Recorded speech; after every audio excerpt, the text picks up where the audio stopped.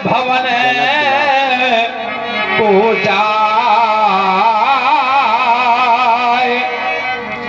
और मोर सदेशा वो सिय मातु से सुजा कर दे सुना। क्या कहना है कि वो हो सखी न सही है, अरे वो हो सखी न सही है मेरी पुत्री चलिया और ऐसे नहीं वो हो रोने झुन पायल, वो हो रोने झुन पायल वो बा जति जावे वो हो सखीनो सहित। सखियों के सहित सीता का पदार्पण रंगशाला में करवाया जाए।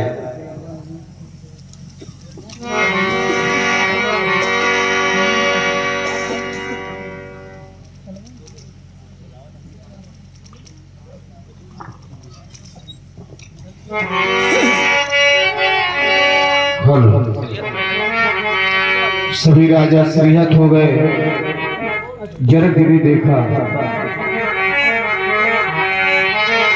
श्रीहत भय पराक्रम, आप लोगों का साहस और आप लोगों की शूरवीरता, तब महान खेद महान पश्चाताप कि मैंने तो माना था कि पृथ्वी वीरों के द्वारा भोगी जाती है, अब ऐसे नहीं माना था। सिद्धांत कहता है वीर भोग्या वसुंधरा। लेकिन जिस समय हमारे बंदियों के द्वारा घोषणा हुई और घोषणा को आप लोगों ने सुना, बोले बंदी बचा देने वाली क्रियाएं प्रतिक्रियाएं आप लोगों ने की। एक नपाल उठा, उसके द्वारा कार्य की पूर्ति नहीं हो पाई। देखते देखते 2 नपाल उठे, 4 नपाल उठे, 10 उठे। परिस्थितियां यहां तक आ गई कि भूप साहस 10 एक ही वारा पर लगे उठावन डरे लगा। 10,000 राजाओं ने अपने बल का प्रयोग कर दिया, लेकिन तिल मात्र नहीं उठा पाए। डगई न शंभु सरासन कैसे, कामी बचन सती मन जैसे। तिल मात्र नहीं उठा पाए। आज क्या मैं विचार करूं कि मेरे प्रण की पूर्ति हो जाएगी? क्या मैं सोच लूं कि मेरे प्रण की पूर्ति हो जाएगी?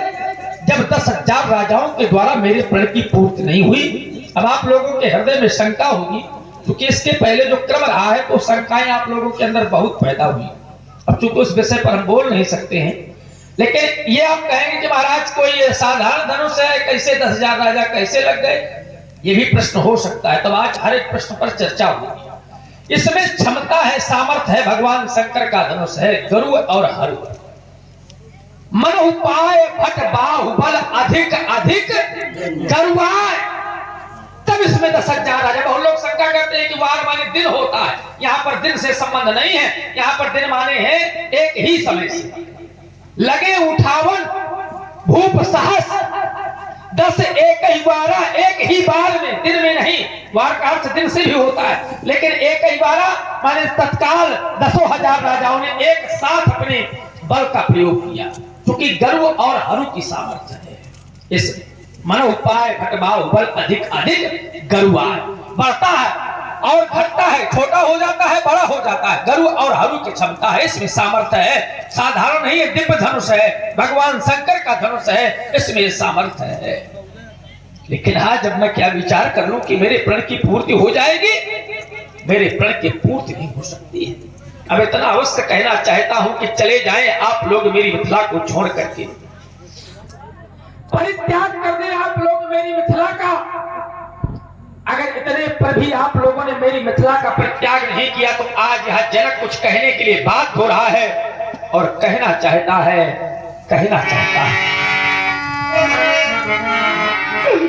कि यहाँ श्री हाथ भाई, कि यहाँ श्री हाथ भाई वो हार ही राजा। हृदय से हार मान गए हो आप लोग। एक बात आपको कहें, वो स्वामी जी ने इतनी सरल भाषा में रामचरितमानस का की रचना की है, लिखा है कि अगर केवल सही ढंग से उसको पढ़ लिया जाए तो उसका अर्थ निकल आता है। अर्थ लगाने की आवश्यकता नहीं होती, अर्थ स्वयं निकल आता है कि यहाँ श्री हाथ भाई, श्री माने स्त्री, श्री माने लक्ष्मी, माने दोनों से हार मान गए। श्री हाथ भाई, अब कैसे हार मानी? बोले हारे ही राजा, ये माने हृदय, हृदय से हार मान गए। अब फिर क्या किया? बोले बैठे निज निज जाही समाजा। तो बैठे कि जब यहाँ श्री हाथ भाई।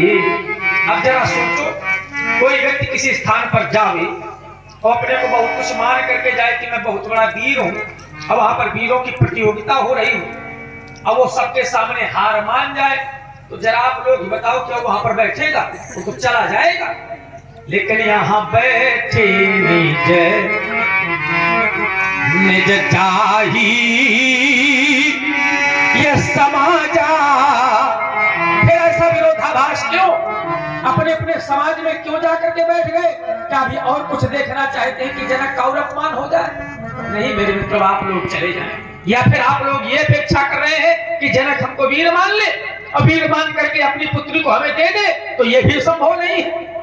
अगर आप लोग मुझसे कहलवाना चाहते हो तो जनक आज यही कहने के लिए बात हो रहा है और कहना चाहता है कि यह देश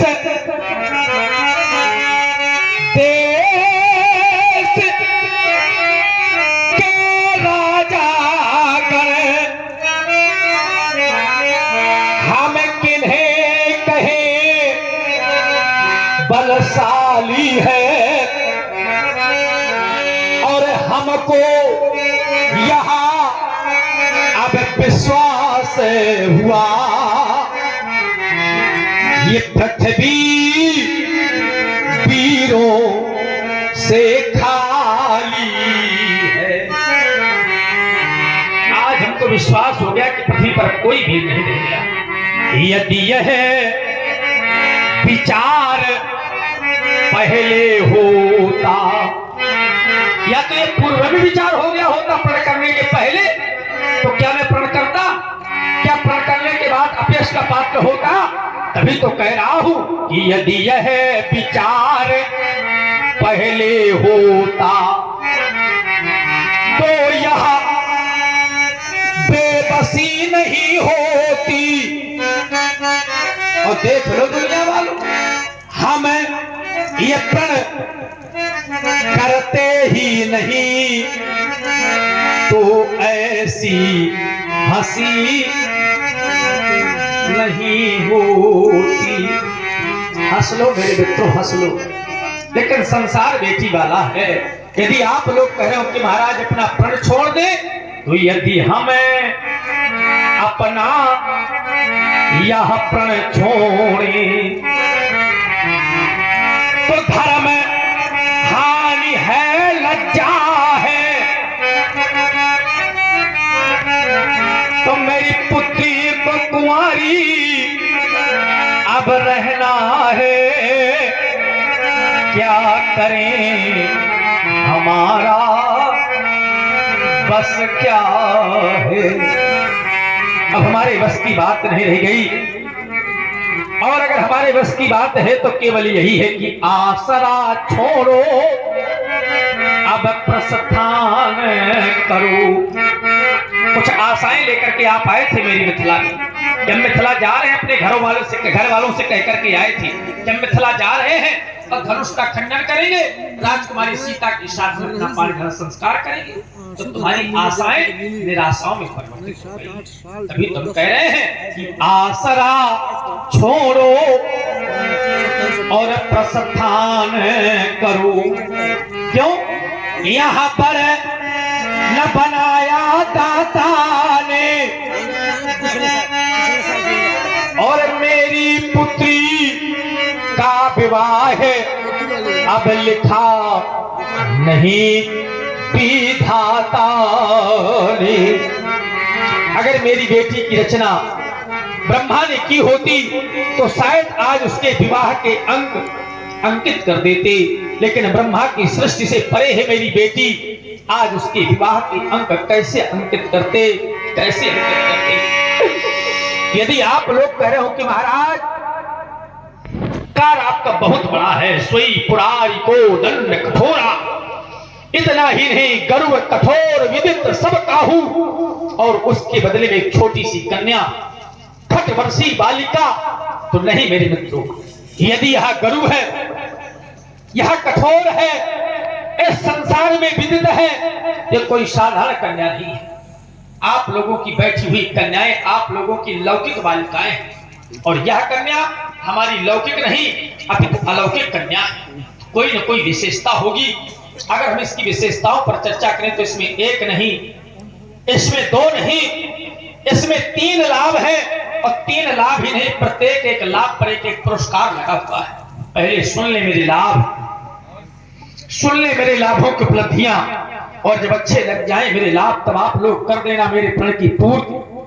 और जब आप लोग कर देंगे मेरे प्रण की पूर्ति तो मैं केवल मौखिक नहीं सुना रहा, देख लो मैं प्रदान कर दूंगा ये बैठी हुई लाभों की मूर्ति, प्रदान कर दूंगा बैठी हुई लाभों की मूर्ति। तभी तो आज मैं कहना चाहता हूं कि कुंवारी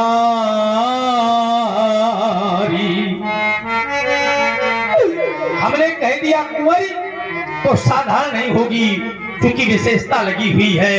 और विशेषता क्या है कि कुंवारी मनो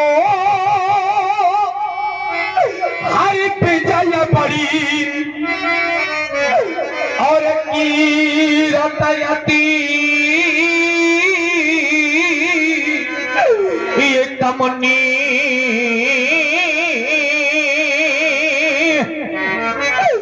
पर हाय मेरी बेटी का दुर्भाग्य कि यह पावन ये हार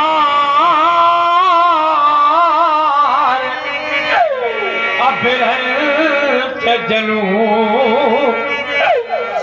सो अब रजीव न धनु दमुनी। यह पावन ये हार अरे बिरंच जनू सो अब रजीव न धनु दमोनी। पहला लाभ मनोहर कन्या, दूसरा लाभ विजय बड़ी। आप लोग कह रहे होंगे महाराज कौन सी जय देना चाहते हैं? यदि मेरी मिथिला पर दृष्टिपात करेंगे तो पाएंगे सिर्फ मिथिला की ही नहीं, अगर आप लोग लोगों पर दृष्टिपात करेंगे तो पाएंगे एक लोक की नहीं, 2 लोक की नहीं। तो फिर आप लोग कह रहे होंगे महाराज कौन सी जय देना चाहते हैं? तो विचार करें, यही तो मैं बतलाना चाहता हूं। यदि आप लोगों की दृष्टि हमारी मिथिला पर जाएगी तो सिर्फ मिथिला की ही नहीं, एक लोक की नहीं, 2 लोक की नहीं। हमारा कहना है कि यह त्रिभुवन जय। देख लो मेरे मित्रों,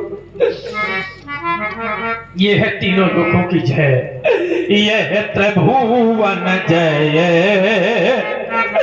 और मैंने कह दिया कि त्रिभुवन जय तो सिर्फ तीनों लोकों की जय नहीं, या समेत ये वैदेही तो अब भी नहीं विचार। अब कोई सोच विचार करने की आवश्यकता नहीं है। अब भी नहीं विचारे, अब मैं बरऊं हठे वो होते ही, क्योंकि त्रिभुवन जय। सुनना है जनक जी का कानून विलाप प्रभावित हुए शिवन द्विवेदी जी।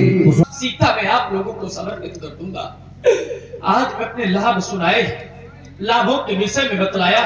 क्या आप लोगों को मेरे लाभ अच्छे नहीं लगे? भले ही आप लोगों को मेरे लाभ अच्छे न लगे, लेकिन एक बार बैठी हुई माताओं से पूछ लो।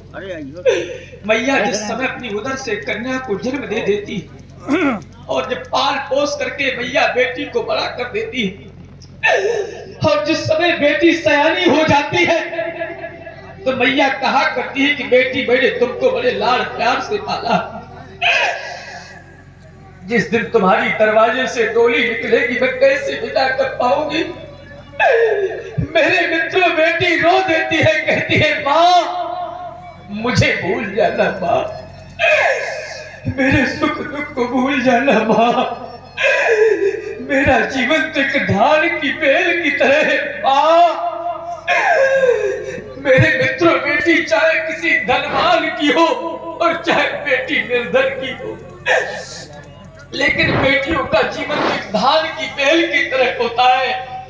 जैसे धान की बेल उगाई तो कहीं पर जाती है, लेकिन कुछ समय के बाद लगाई कहीं पर जाती है, लगाई कहीं पर जाती है। तभी तो हम कह रहे हैं आज जितनी भी माताएं रो रही हैं, जितने भी पिता रो रहे हैं, मेरे मित्रों हर एक पिता बेटी वाला होगा, हर एक माँ बेटी वाली होगी। आप लोग मेरे एक शब्दों से जुड़ने का प्रयास तो करें। तभी तो हम कह रहे हैं कि जिन आंखों में आंसू होंगे, जिन आंखों में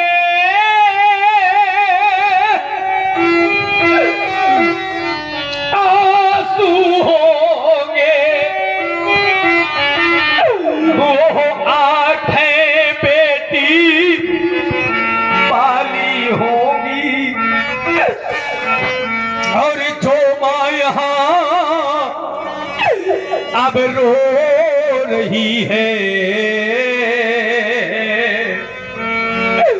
वो माँ बेटी बाली होगी।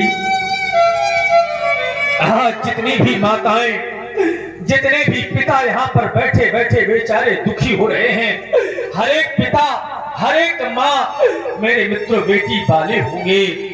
तभी तो हम कहा करते हैं कि एक बार इन माताओं से जाकर के पूछ लो।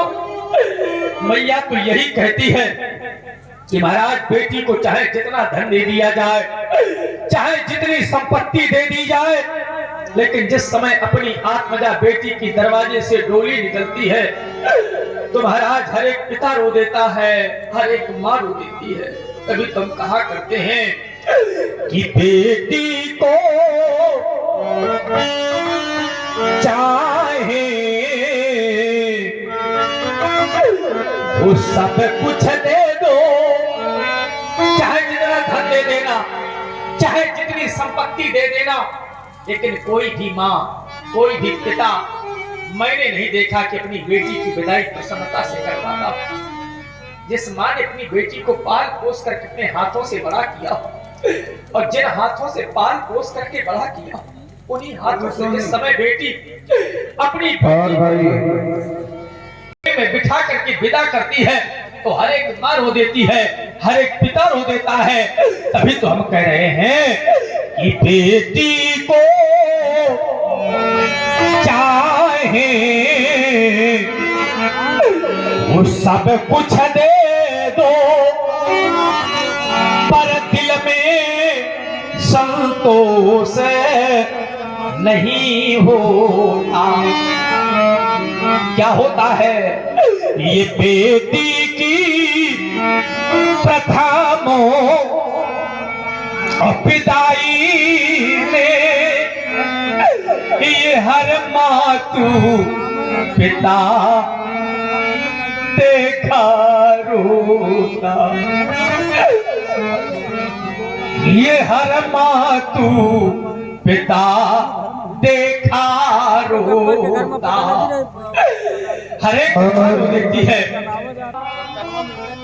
अरे जाई नहीं। सुन लेना बैठी भी माताओं,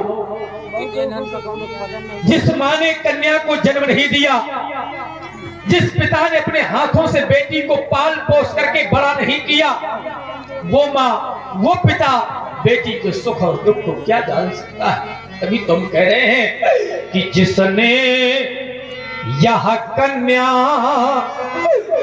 अरे जाई ही नहीं, वो कन्या का दुख क्या जाने, और जिस पैर बीमारी अरे फटी नहीं, वो पीर पराई क्या जिसके जीवन में कभी कोई कष्ट नहीं आया, वो दूसरे के कष्टों को नहीं जान सकता। जिस माँ ने कन्या को जन्म नहीं दिया, वो माँ कन्या के सुख और दुख को नहीं जान सकती। वो माँ कन्या के सुख और दुख को नहीं जान सकती।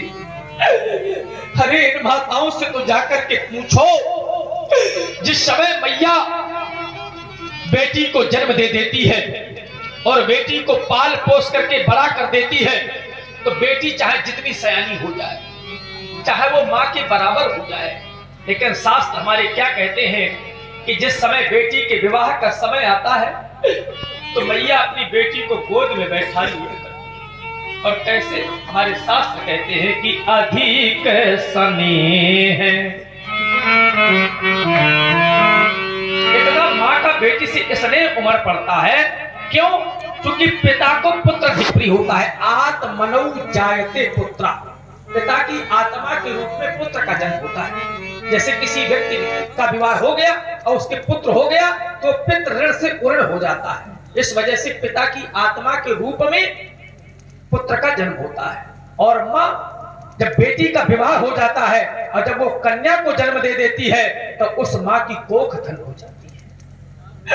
विचार करें आप लोग, तभी तुम कहते हैं कि अधिक स्नेह और गोद बैठारी।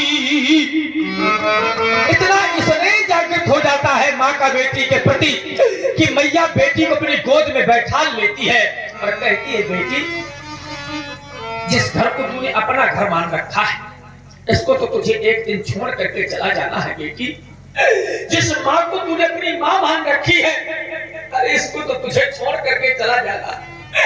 तुझे सास के रूप में दूसरी माँ मिलेगी, तुझे पिता के रूप में तुम्हारा ससुर मिलेगा। बेटी लेकिन अपने घर को न भूल जाना, अपने घर को न भूल जाना। और मैया कहने लगती है अपनी बेटी से, और क्या कहती है माँ अपनी बेटी से कि एक दिन ये माँ बेटी से बोली कि तुमको भी माँ बनना होगा, और बेटी की प्रथम विदाई में एक दिन सबको रोना होगा, पर जिसके नैनों में नीर नहीं, वो नीर बहाना क्या जाने, और जिसके उर में है वो पीर नहीं, वो पीर पराई क्या जाने। अरे मैया तो यहां तक कह देती है कि जो जीवन में गंभीर नहीं वो वीर धीरता क्या जाने। और बेटी यह तो जीवन के वो बंधन है, इन बंधनों में रहना होगा। और बेटी की प्रथम वो विदाई में एक दिन सबको रोना होगा। कितना भी कठोर से कठोर हृदय का पिता क्यों ना हो, कितनी भी कठोर से कठोर हृदय की माँ क्यों ना हो, लेकिन हर एक माँ रो देती है, हर एक पिता रो देता है। आज समाज के अंतर्गत मैंने अपने लाभों को सुनाया है, लाभों के विषय में बतलाया है। क्या आप लोगों को मेरे लाभ अच्छे नहीं लगे? और अगर लाभ अच्छे लगे तो किसी ने भगवान शंकर के आयुध को 2 खंडों में परिवर्तित क्यों नहीं किया? यदि लाभ अच्छे नहीं लगे तो मेरे मित्र मेरी मिथिला का परित्याग क्यों नहीं किया? मैं आप लोगों से जानना चाहता हूँ कि कृपया यहाँ काहू का है, यहाँ काहू का है, यह लाभ है वो न भावा और निभावा। अच्छा लगा तो फिर काहू न शंकर, यहाँ काहू न शंकर, यह